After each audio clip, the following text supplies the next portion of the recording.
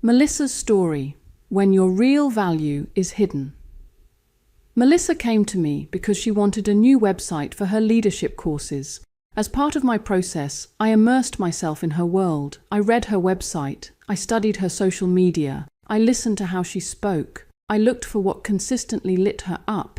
And very quickly I noticed something. Melissa wasn't really selling leadership. She was helping people discover what was extraordinary about themselves. Leadership was simply the vehicle. The real value was transformation. The problem was that her entire business was wrapped in corporate language. Words like strategy, growth, expansion, forward thinking, useful words perhaps, but emotionally empty. They described what she did. They didn't express why it mattered. When I shared this observation, I felt resistance immediately, because the moment we touch someone's true value, we often uncover the beliefs protecting it. I explained that many of the strongest leaders I've ever met or read about don't actually identify with the word leader. They're not motivated by status, they're motivated by care, by contribution, by helping people grow. Leadership is simply the outcome. So instead of presenting her work as leadership development, I suggested we frame it around activating what is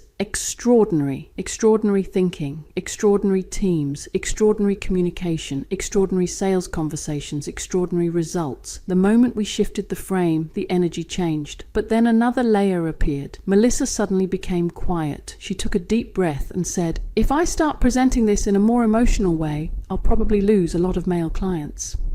Now we were getting somewhere, because this wasn't about marketing anymore. It was about identity.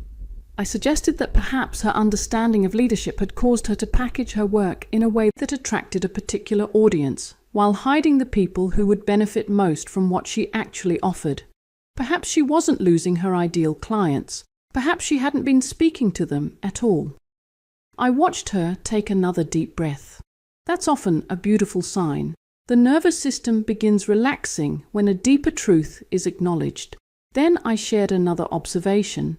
Melissa loves nature. It appeared everywhere, not just in photographs, in the soft, calm way she spoke, the way she taught, the way she viewed people and organizations. Nature was woven through her entire perspective, yet none of it was visible in her branding. Instead, she was using the same corporate imagery everyone else was using. Boardrooms, executives, business suits, images that looked professional but didn't feel like her. I reminded her that money follows value, and value follows authenticity. The more aligned we are with who we truly are, the more powerful our message becomes, because people don't simply buy products and services. They resonate with energy. They resonate with truth. They resonate with someone who knows who they are. I suggested she allow nature into the business, not because she's a nature coach, but because nature is part of her, and her attraction to nature was also revealing. The nature and characteristics of what she was offering and how it wanted to communicate. If she wanted to show extraordinary results, show them through extraordinary imagery. Maybe a boardroom set in a meadow. Maybe creativity weaving through a traditional business scene. Maybe visual metaphors that communicate possibility rather than procedure.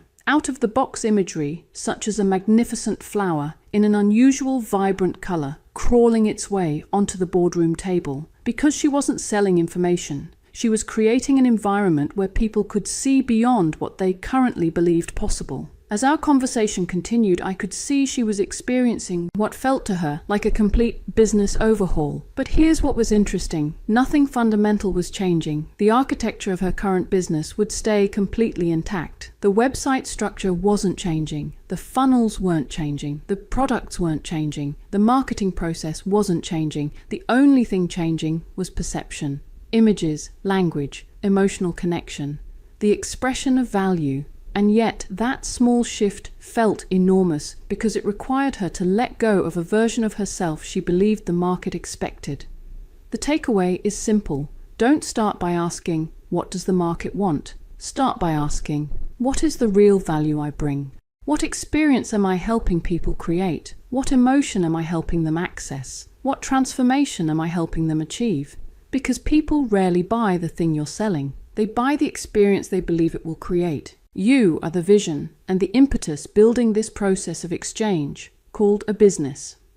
The website, the emails, the products and the marketing are simply expressions of you. So instead of trying to fit your value into an existing box, become curious enough to discover what your value is, and then build everything around that. Because the most powerful businesses aren't built on imitation. They're built on the fullest expression of what is already true.